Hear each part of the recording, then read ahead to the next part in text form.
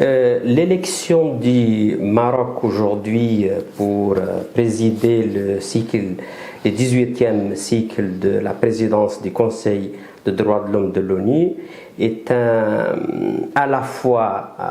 un mauvais développement, mais aussi très préoccupant et une preuve du fait de ce dysfonctionnement structurel du système de l'ONU, que ce soit à New York ou à Genève.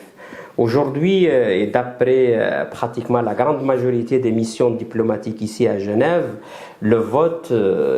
était un vote politique, pour ne pas dire un vote géopolitique. Il n'y a en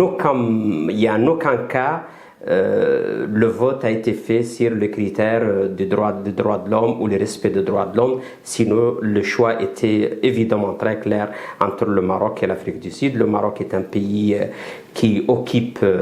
militairement un territoire africain et qui viole systématiquement les droits de l'homme et qui n'a pas encore ratifié la charte africaine des droits de l'homme, en plus des violations systématiques que le gouvernement marocain est en train de commettre contre son propre peuple. Mais c'est les grandes puissances occidentales qui ont poussé, exercé beaucoup de pression sur les membres du Conseil pour barrer la route devant l'Afrique du Sud par la crainte que l'Afrique du Sud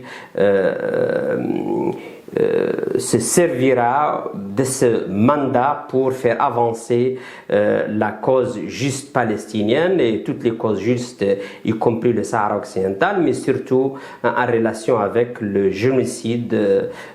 qui se déroule aujourd'hui à Gaza. Le Maroc est élu